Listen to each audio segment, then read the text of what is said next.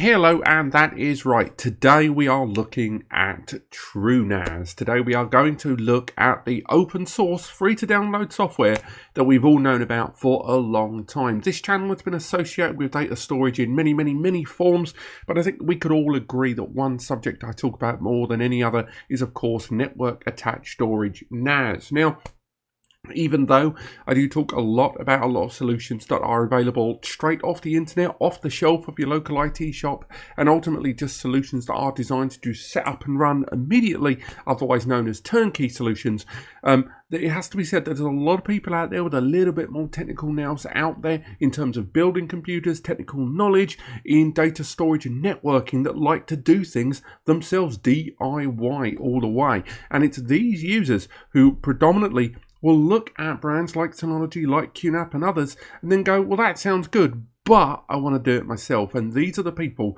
that have flocked over the years towards TrueNAS. TrueNAS, otherwise known as FreeNAS, built on FreeBSD, is the open source, totally free platform for the most part, and we'll get into a few little distinctions about that later on in the video. And it allows you to build a PC yourself, get your own PC, CPU, motherboard, all the rest of it, plug it all together, and then stick this OS on there. You don't have to go down that route. And for today's video for TrueNAS, I am using a unit that's been supplied by a company known as iXsystems. They're kind of the official hardware provider of TrueNAS. So if you are looking to utilize TrueNAS and you kind of don't want to build it yourself, but you kind of want that ease of a straight there solution on your doorstep there, but at the same time want that kind of flexibility and kind of customization that TrueNAS is saying is capable, that it is capable of doing, then iX is probably the best way to go on that. And they've got a load of solutions, and I will talk about this one during the video. And if at any point I do talk about elements of TrueNAS that are specific to the TrueNAS Core that's running on this iX system there, then I will highlight that later on. But the ultimate goal of today's review, and I say review, is to talk about TrueNAS, what I liked about it and things I wasn't as keen on. And stuff I've got to say, this video is targeted towards a lot of users that are either sitting on the fence right now between buying a domestic off-the-shelf NAS or going the TrueNAS custom route and want to know a little bit more about the TrueNAS side, or people that own a NAS and maybe have been annoyed recently with kind of fixed rules that some NAS brands have installed in their systems that, have had a little bit of rigidity about them, or because of things like ransomware attacks and people want to have a lot more control over their system. So this video is geared towards users that either have no experience of TrueNAS or have kind of dabbled, like myself, dabbled with it in the FreeNAS era and kind of known about it then and not really known about how things have moved forward as well over the last few years.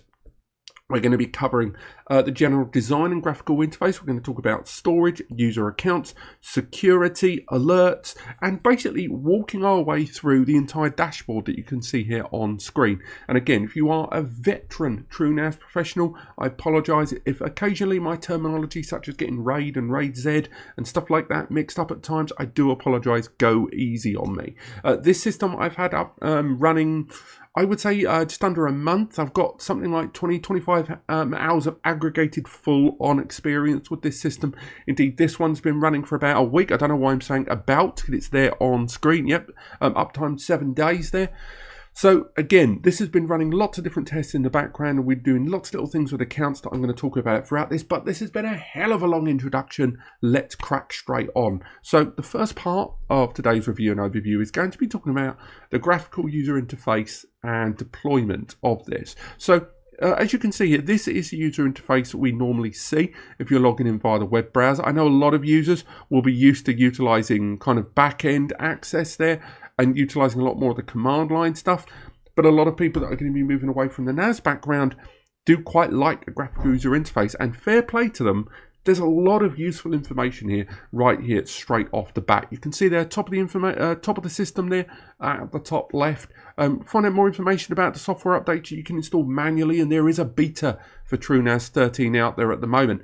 Another thing, I've got my notes here on the right-hand side of the screen, but one of the things I forgot to add, TrueNAS via the web browser, and yes, I know I'm accessing via the local area network there, as you can see, but it's very responsive. I mean, even for a network access there, flicking through the options and flicking through different things, there's little to no delay all the way through. And generally I find menus that are front loaded on any kind of GUI, particularly network and remote access GUIs, generally aren't as responsive as this. So fair play to how, when I'm flicking through those options, just how quickly it's flicking between them. As you can see, anyone that's ever used like a WordPress backend, you'll know that you'll be a little bit more familiar with this kind of interface here. And you know, the likes of Synology and QNAP stylize themselves a little bit more on you know, like Android and iOS and Windows Desktop and stuff like that, whereas TrueNAS has very much gone a kind of bolt down. Everything on screen is accessible at once, which can be overwhelming, and I will touch on that in a few areas later in the video. But as far as the graphical user interface goes, one of the earliest things that I noticed about utilizing TrueNAS, and one of the things that really surprised me coming back to this platform, if we go into the pools area here, or if we go into the system information there, one of the earliest things that hit me is just how many tips there are. They've really ramped this up. TrueNAS, and one of the things I want to do with today's video is sort of demystify TrueNAS a little bit for a lot of users. But one of the earliest complaints people had about custom builds, not just TrueNAS, but just people using RAIDZ and stuff like that, was it was just very complex and there wasn't a lot of hand-holding. Now, seasoned veterans of this platform are going to be less keen on that. They're going to go, no, get good. You know, the whole Dark Souls rhetoric.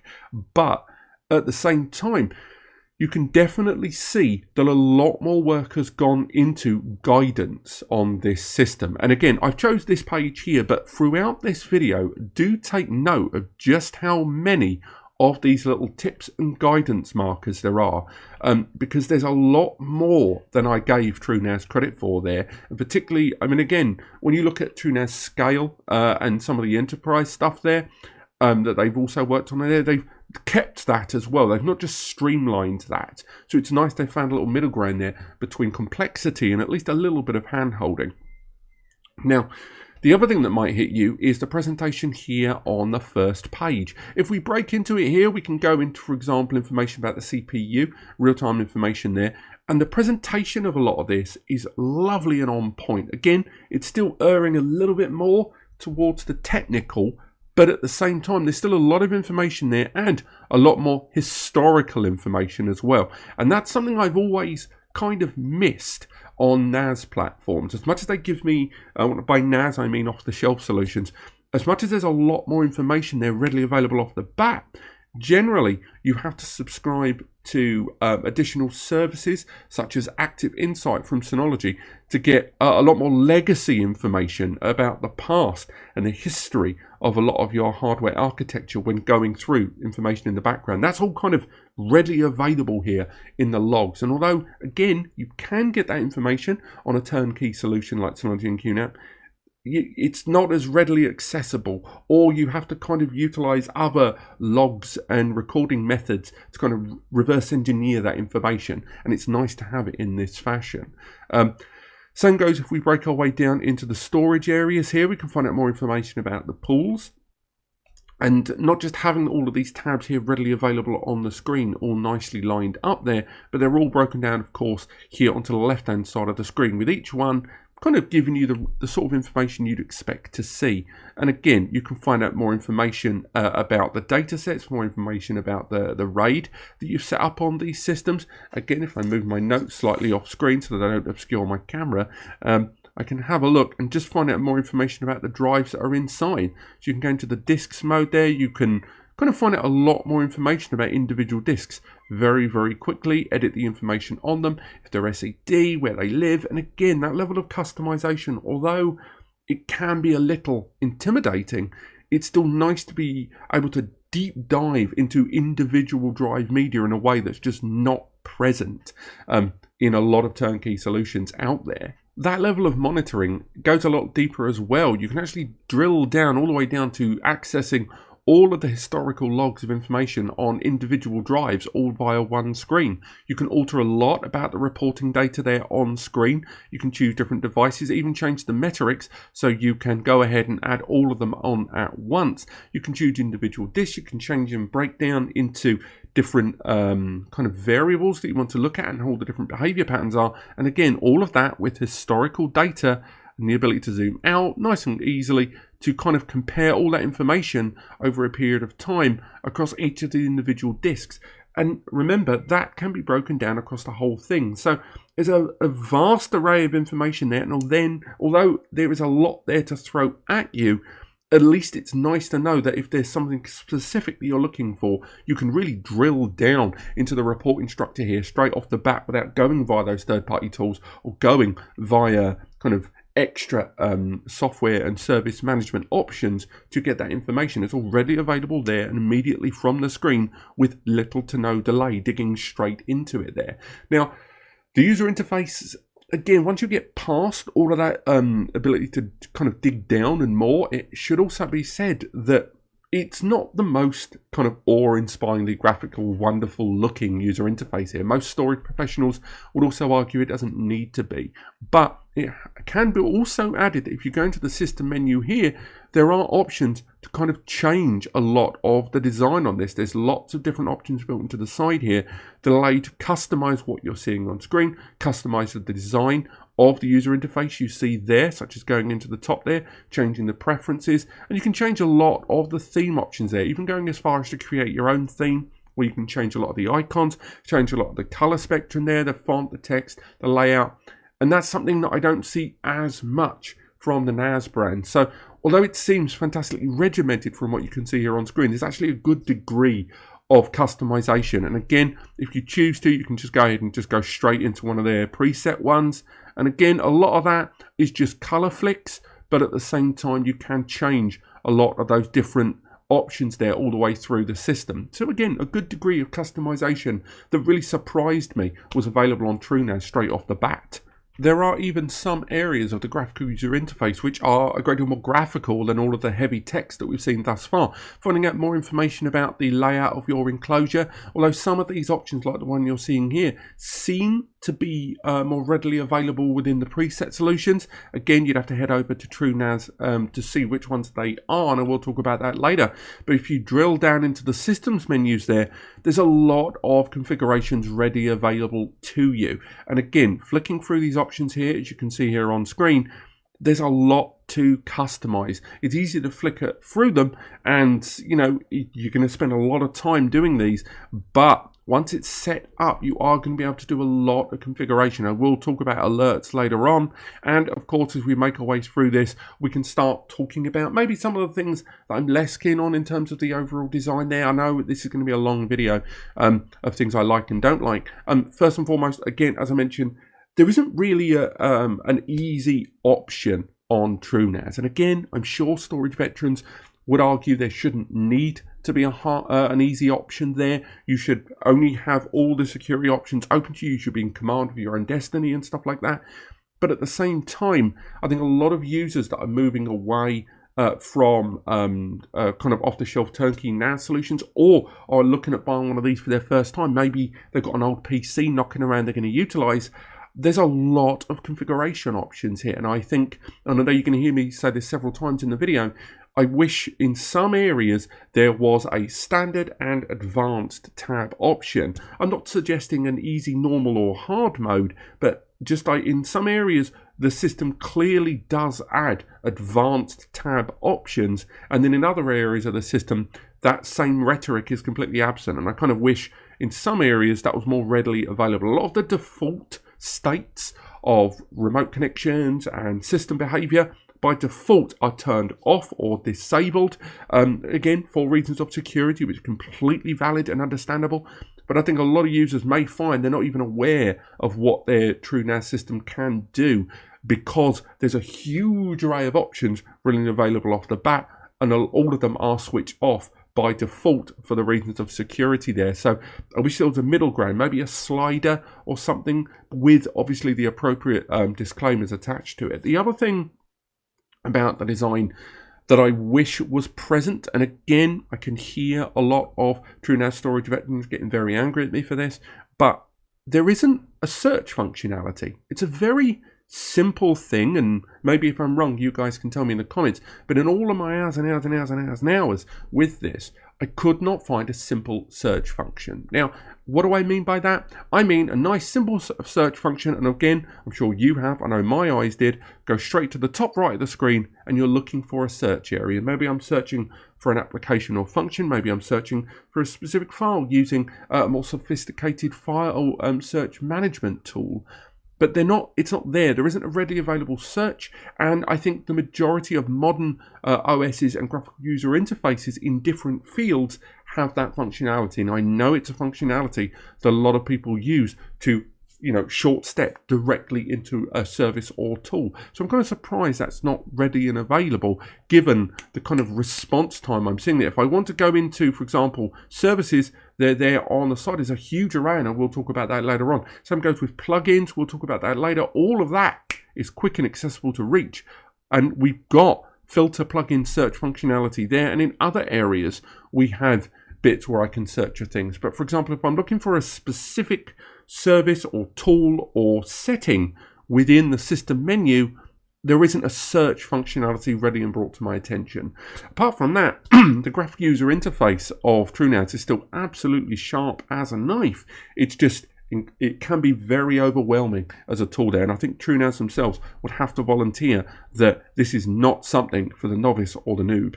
Next up, let's talk about storage. Let's face it, a lot of you are coming into this system or looking at this platform specifically because of ZFS, Zettabyte file system. It is just on point. There is so much good to talk about it. I talked about ZFS on the platform before, and if we go into the storage manager there's just a lot to talk about. First and foremost, things that I liked, and I'll be honest, it's almost all positive. I've got like 10, 11 things that I just loved about storage on this system. If we make our way into the pools, first and foremost, again, I could talk and wax lyrical about ZFS, of course. I could talk about the enhanced compression there, intelligent caching. I could talk about the 3-tier redundancy system there in RAIDZ 3. Again, great stuff there. And again, the removal of the volume layer there in order to, really write directly onto the pool and therefore get enhanced performance there.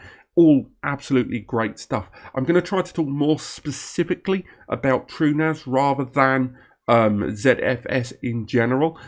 So for example, when it comes to data sets, so if we go into here and I try to add a brand new data set, we can see that there's a lot of configuration options that are ready and available immediately. So again, we go for data set 1, create a brand new data set there. Try and see my keyboard over the mic, add those comments. How you want it to be synchronized, what compression level, and of course there's a vast array of compression levels already built into the system. Again, do you want it to be kind of inherent based, more on top of that? Encryption levels as well. There's some great stuff with regards to whether you want to enable encryption. Do you want to utilize a pass key? Something I've always been quite kind of really impressed by the fact that they would include such a feature, because it's, although some people would argue the passkey system of a phrase that can unlock the system is questionable, because that's basically you're living in the realm of passwords, but that can be incredibly unique. So there's arguments on both sides, and of course when it comes to generating system keys and more, there's a lot of different encryption algorithms readily available, and the support as well of SEDs, self-encrypted drives, I'll talk about later on as well. And again, all of the kind of options there seem quite easy at first, but then of course, much like I mentioned in my previous point, some areas have got that lovely, lovely advanced tab. And the minute we break into here, we see some other lovely stuff there in terms of how you want this data set to be presented, how you want it to be laid out. And ultimately, that will affect the performance. And all the way through, we've got those lovely tips just in case we're wondering how difficult things are. And again, I like having that level of control and customization. I like also that it's behind the advanced option tab there, because I think a lot of people, it's going to be nice to have those, but if they don't know what they're doing, they shouldn't really be dicking around with them. So it's nice to have them there. And again, I go back to the subject of encrypted media. So if we make our way into the individual drives there, We can talk a little bit about that. Let's move into a different drive this time. Open up there. We can activate tests on these individual drives as well. Not just smart, but more intensive tests too. But then you can use, as mentioned in the Q&A that I ran recently with iXsystems, you can use FIO to run whole tests of the entire RAIDZ array there. And again, all of these are ready and available, all of which allow you to kind of customize individual security on the drive level, on the RAID level, the whole kind of all the way down to the data set as well, with SED support as well. All of that built into this system, ready and available if you're utilizing the right hardware setup, of course. Now, say I want to create a brand new pool.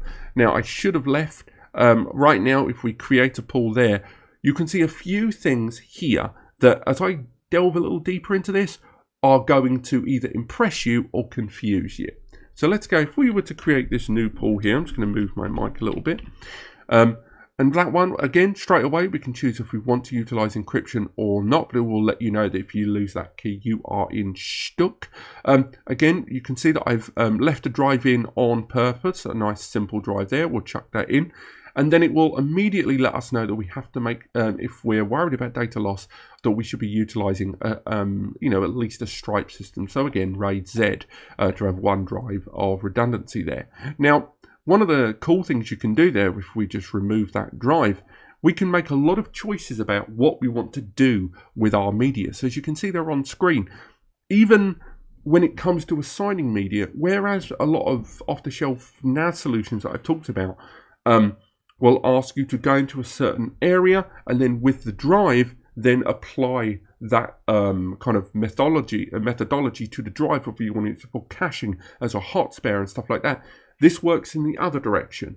It says to you, right, there's all your list of drives, what do you want to do with it? And I like this amount of clarity here. This really left me impressed. I can go at it a slightly different direction, where when all of my drives were listed here earlier, before I set up the RAIDZ there, that I could have just gone, right, I want this one specific to cache, or this one specific to the metadata there in the background, which again will be great for the fusion pool system. For those who aren't aware, fusion pools are when you're doing mixed drive media, and then it assigns different appropriate labels and utility to be optimized on the better media that lives inside. And again, although we've seen similar to this from QNAP on the EXT4 Linux platform known as QTS with their mixed tiered storage system, although this is very similar to that, this takes that logic and takes it a little bit further there, in that you can actually really mix up some particularly different kinds of media there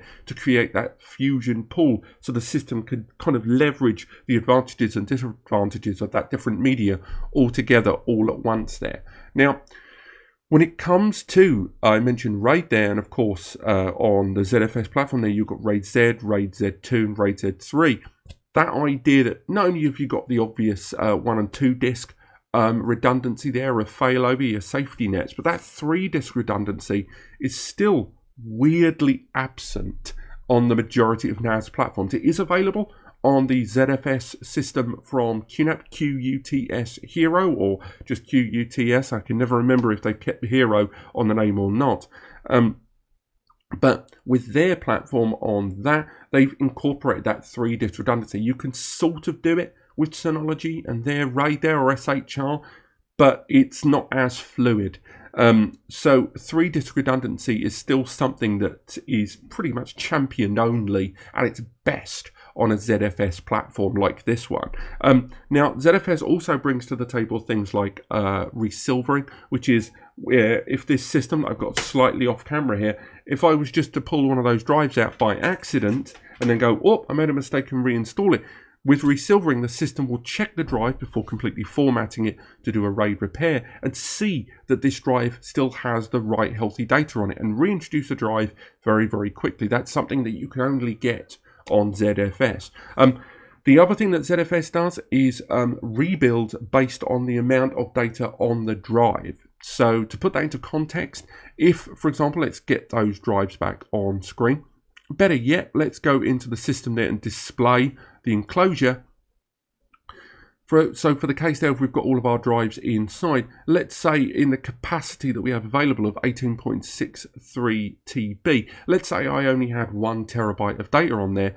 In the event of one of those drives failing and me introducing a brand new drive, it wouldn't need to build the full 18.63 terabyte as it would using traditional RAID in an EXT4 environment. It would only need to build the sections of the drive where the data was, and the rest of it will be nulled out, and therefore RAID recovery will be a great deal quicker. It's not flawless, because we will talk about it in a little bit, one of the downsides of that, but for the most part that still does mean that you have much faster RAID building, you have resilvering, and of course you have faster RAID rebuilds if you have less data than the overall capacity, and most people should really be over provisioning for that as well.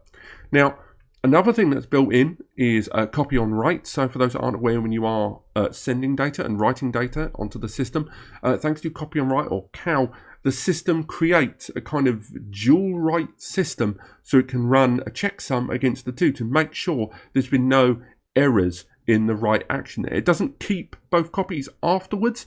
That does mean that when you are writing that, you are effectively writing 2 actions with internal to the system. I know this is a huge oversimplification, but that's basically what copy on write is doing at a basic level.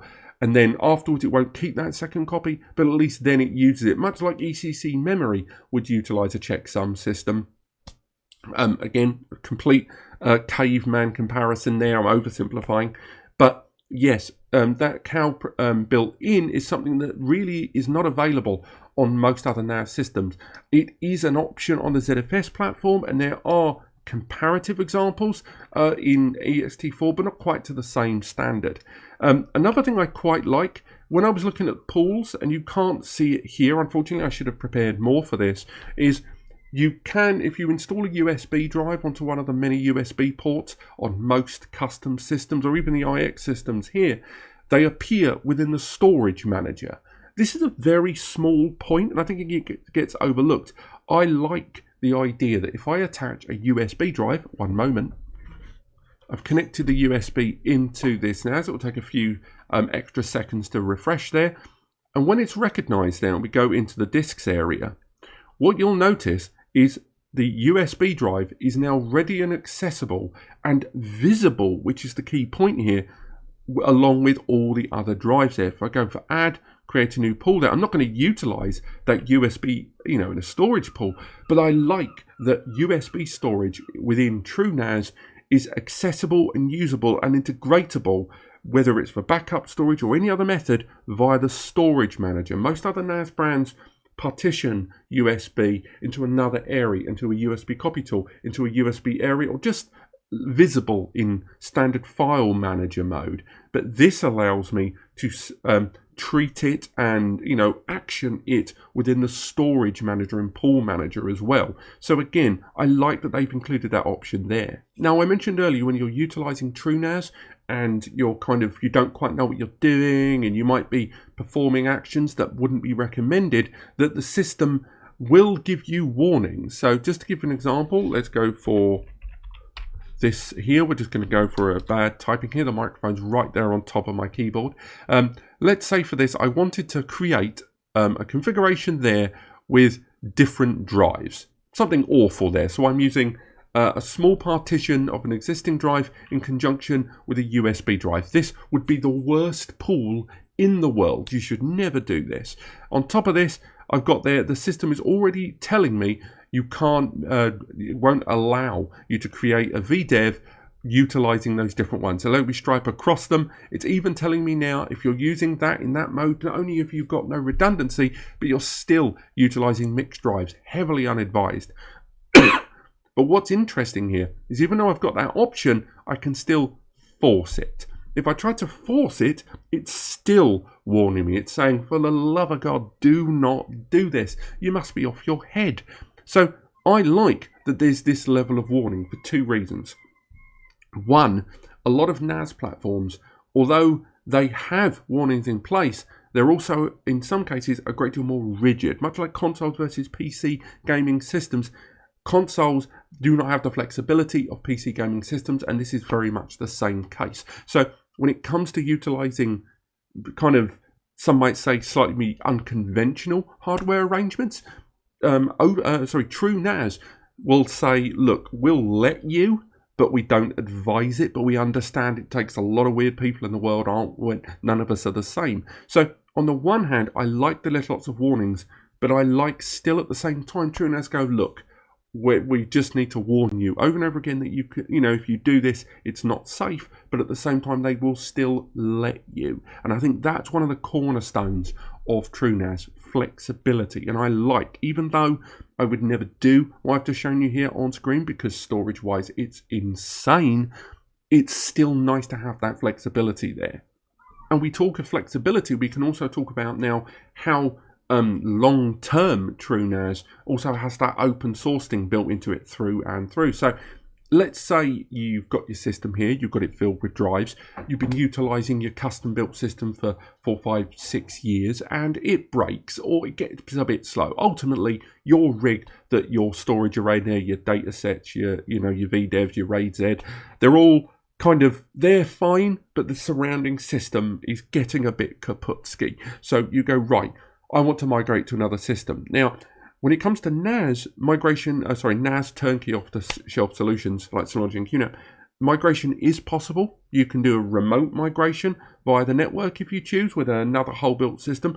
In the majority of cases, you can remove those drives and pop them in a system. You can very rarely scale down. You can only scale upwards. But again, within those NAS systems, it should be argued that you are still locked in to a physical build structure to 4, 6, 8, 12 bay, 16 bay rack mount, etc. Whereas within the TrueNAS system there, because it's so open source, not only can you take this storage arrangement you've got there and effectively just plug it into a new system, but the customization of the hardware that you're going to be utilizing, the flexibility you have, will mean that exporting an existing arrangement onto a new system, or as you see here on screen, importing a completely foreign arrangement of storage there is a great deal easier as well. And I think that flexibility of storage that's built into TrueNAS doesn't get the credit it should, and particularly not by channels of myself, hence why I wanted to highlight it here. But it's not all perfect. Let's talk about the things about the storage that I'm kind of less keen on there. Let's talk about the things that for me I missed when I was going through the storage area of TrueNAS. So first and foremost, I think it's not highlighted enough for me that RAIDZ and RAIDZ 1, 2, RAIDZ and RAIDZ 2 and 3, as good as they are, it's not highlighted enough that the fuller your array is, the longer it will take to rebuild. Again, the less data there is in an array, the much faster it will be compared to traditional RAID.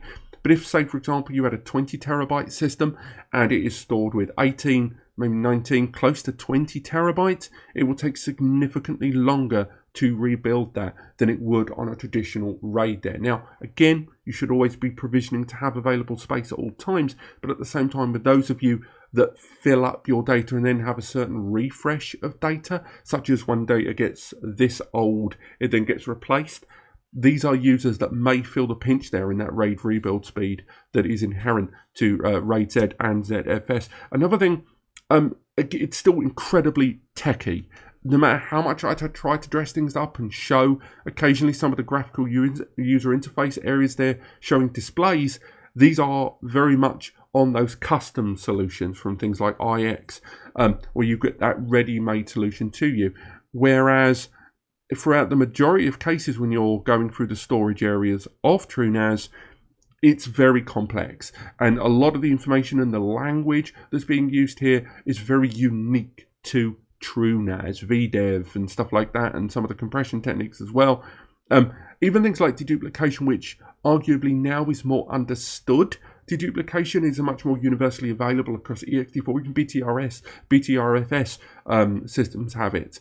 But the language is still very technical, and I think you still need to have a good base of knowledge to wrap your head around the storage area, even with the hand-holding, even with the question mark tips and guides, and even with the warnings and forcing where necessary.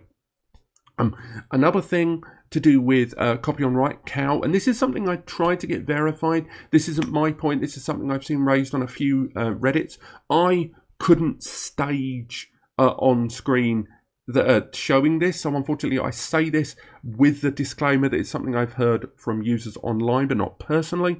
And it's to do with that copy and write, writing onto the disk array there, and the larger arrays of data that you write with more higher frequency.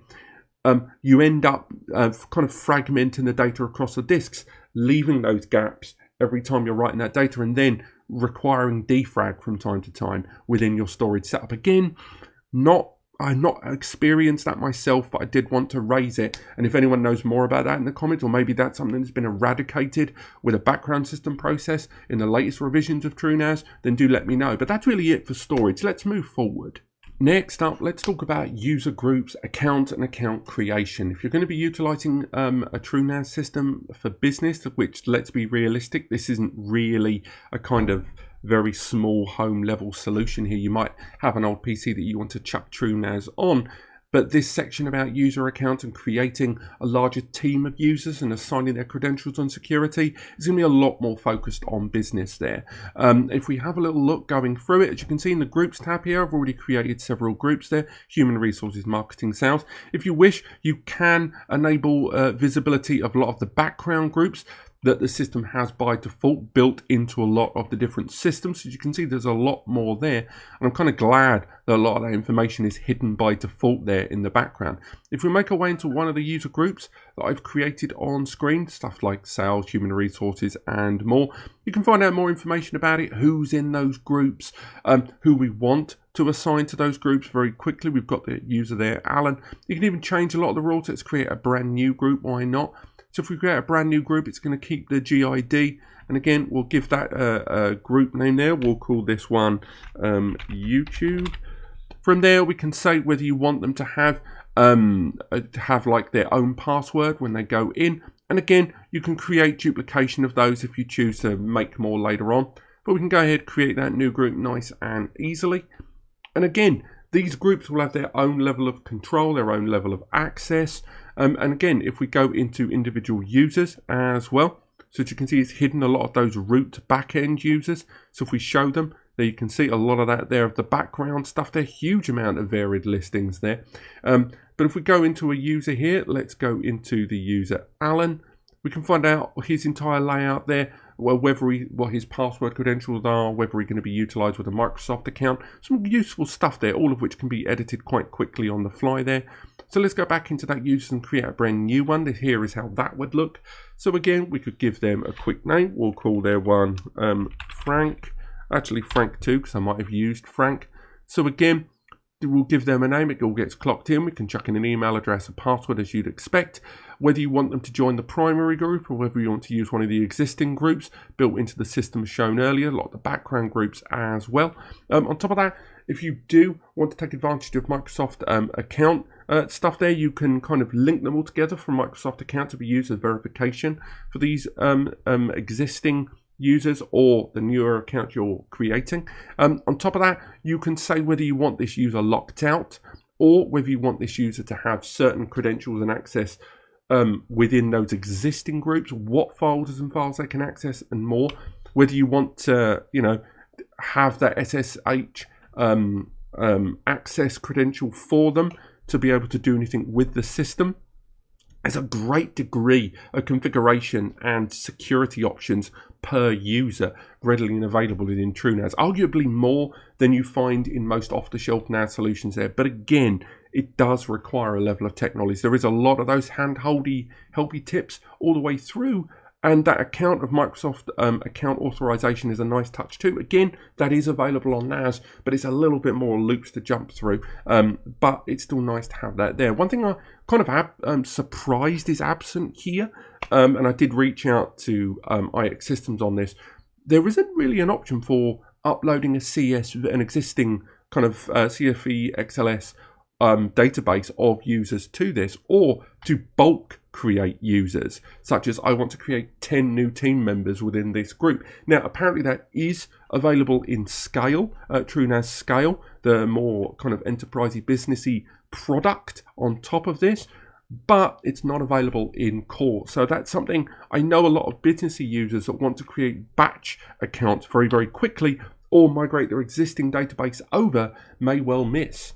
It's also worth highlighting that there is quite a good and indeed customizable degree of support for two-step authentication, predominantly utilizing Google Authenticator, but of course there are other tools out there you can migrate in between. And again, you can change a lot of the kind of configuration options there, how long you want the OTP passwords to be, what the interval should be. There's actually integration there. Again, I've just noticed it for two-step authentication and two-factor access for SSH, which is a nice extra touch there.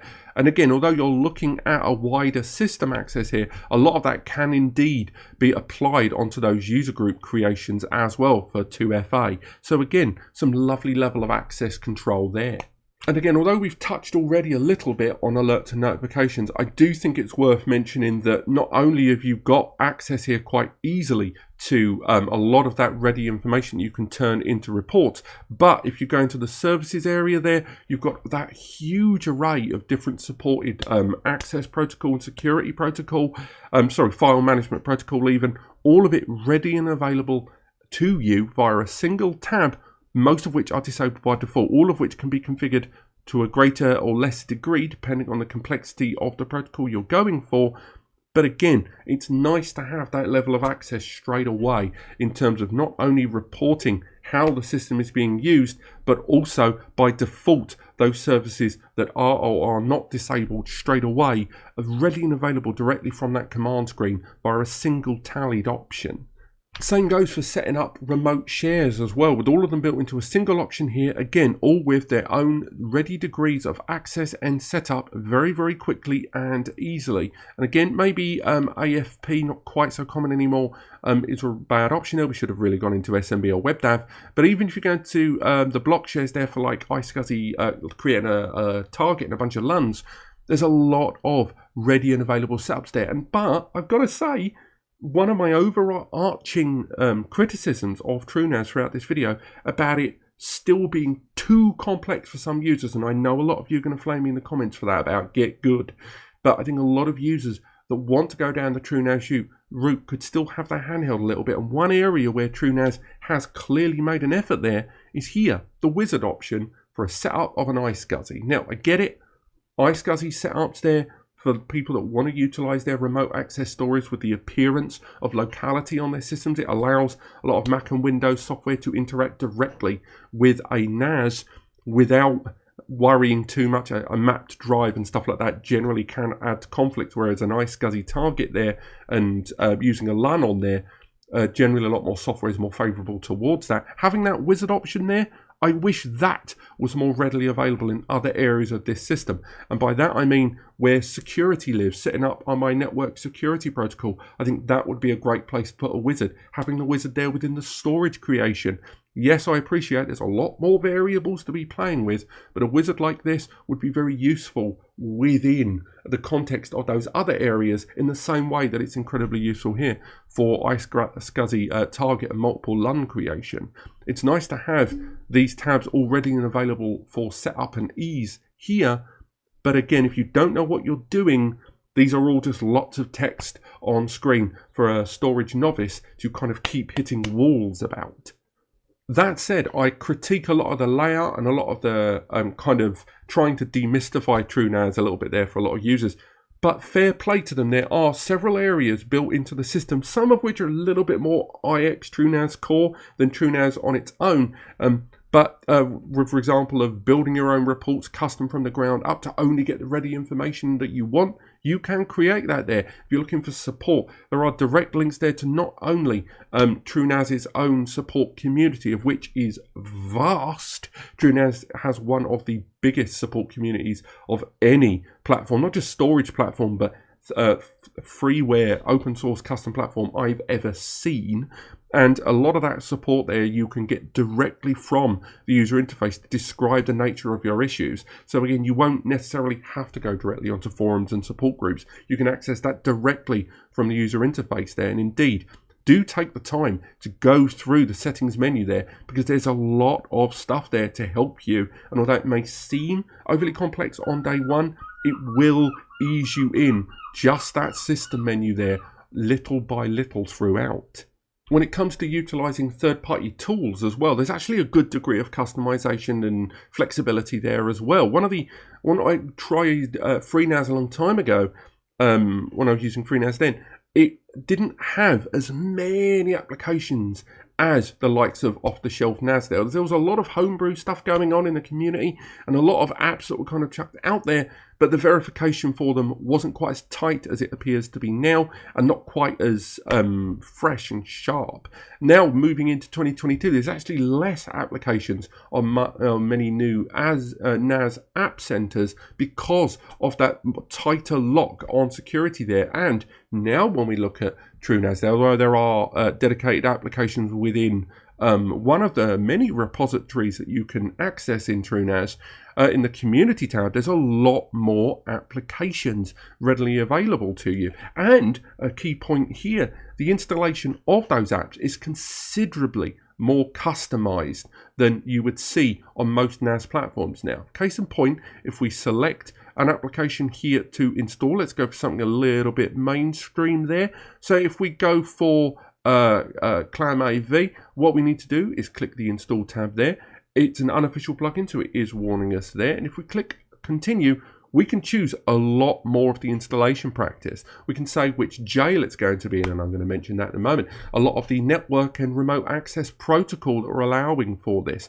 But when you go into the advanced tab, if we click that there, we can see a huge degree of control and setup of each application. Now, this is very important because a lot of TrueNAS is based on this idea of everything being separate. Now, when you install applications, whether you're using virtual instances or using the jail system, whether it's within these apps or just running these applications on their own, you can set them completely remote. So although they are accessible, they have got 0 degree of control or access to the rest of the system. And that is one of the biggest cornerstones of the TrueNAS system. It is the ability to completely partition off areas. You can make sure that you cannot create a single all-power user if you choose to. So, for example, you want to install Plex on the system. You want to give it quite open-ended access, but you don't want to give it the keys to the rest of the system. Now, although that's still not advised doing it that way, you can create that. You can create an incredibly bespoke installation for Plex Media Server on your system if you choose to. If you want to create multiple applications, but you're still worried if there's a security breach or if you're going to shut the system down, go into an isolation mode to do some debugging and troubleshooting, you can make sure each of those instances is completely independent of any other, but at the same time, you can shut them all down at once or isolate individual protocols throughout the system. And that level of installation control, customization, and the ability to dead switch them at a moment's notice if you choose from the rest of the system cannot be overestimated. That is incredibly unique to TrueNAS, and for me it was one of the standout things of the platform when going through installing applications there. Another thing about the system with regards to security and indeed applications, but not just that, the entire system is API built. It is designed for users that want to integrate and interact with the NAS storage with their remote access services, web tools, in-house, out-house, all that kind of stuff, but at the same time not have to give away too much of the farm. So you can create sophisticated and important, unique and single time API keys for other services and still give them access to the data required, but at the same time not give them the keys to the system. Again, heavily overlooked, and although it is possible to do that on turnkey solutions, it's not done to the sheer scale and level that the wide variety of API support across the whole of TrueNAS, iXsystems or not, has ready available to you.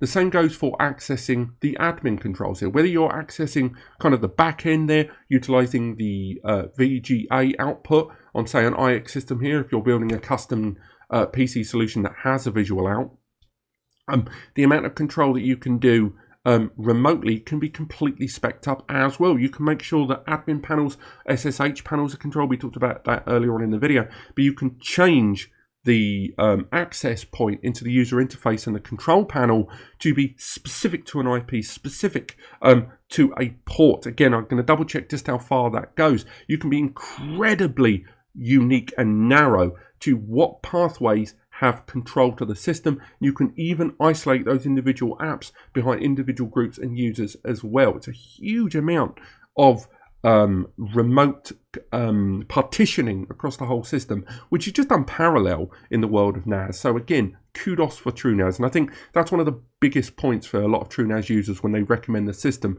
to other users, particularly during recent ransomware attacks, that they know even if their NAS, their TrueNAS was attacked, there's just no degree of connection between this app that may be under threat and the core system storage for them to be as concerned. They're still going to get their backups in order, but they know they still have that in their pocket.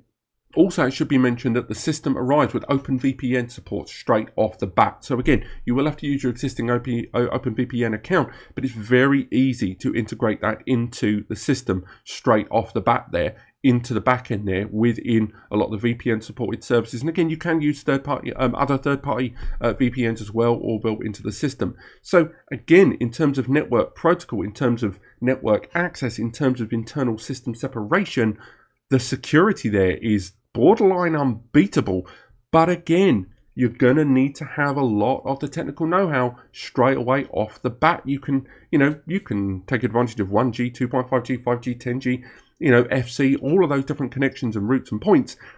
But you're still going to need a lot more of that back-end skill level on day one in order to craft this system to the full extent of its powers. Now, I wish there was a wizard walkthrough just like we saw earlier in terms of network and remote access security. There are warnings when you start accessing and creating a lot of those remote portals, but there should still be a little bit more hand-holding there. I think there doesn't have to be loads, but maybe a little bit more than there is there. Even, again, not just advanced, basic, but just more like a security counselor. There's not a security counselor on TrueNAS. There's a little bit too much of an expectation of the end user to know what they're doing. Another thing, much like my point earlier on, with regards to a lot of quibbles I've seen online on the likes of Reddit and that, one thing that was raised in a few areas, and again, I will validate this. I've not had the opportunity to try it myself because I've done a lot of the customization of this and testing already.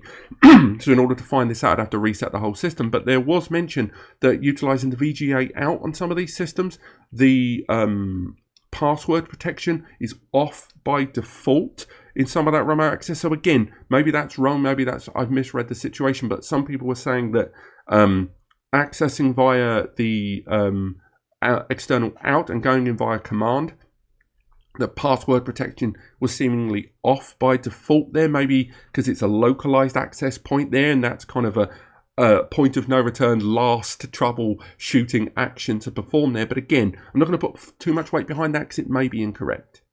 But really, those are my first big initial thoughts after tens of hours of aggregated use of a TrueNAS system there. Now, I am going to be comparing this directly against Synology's DSM platform on a Ryzen-based system, maybe even an Intel one that I've got knocking around now. I'm also be comparing it with QTS and QUTS Hero from QNAP to see how the user interfaces compare, how they do different things. So do stay tuned for that, and I'm really looking forward to doing that. But ultimately, if you are considering TrueNAS, or you were thinking about whether to go with an off-the-shelf solution or TrueNAS, let me help you out a little bit. If you are someone that builds PCs yourself regularly, even if you built it once and you got it right first time, of which, let's face it, we've all been there sat on the floor angry building a brand new PC hoping it will work first time. But if you are a user that likes customization, that has a bit of technical nous behind them, is willing to learn and take the time, you're responsible for your company's data assets and you want to go the extra mile, and you have a particular custom data set up there, and you're going to have lots of users, and you think you might have to open ports or at least leverage a certain degree of open connection to your data if you intend to scale up your data very, very, very quickly, then I think TrueNAS may be the solution for you.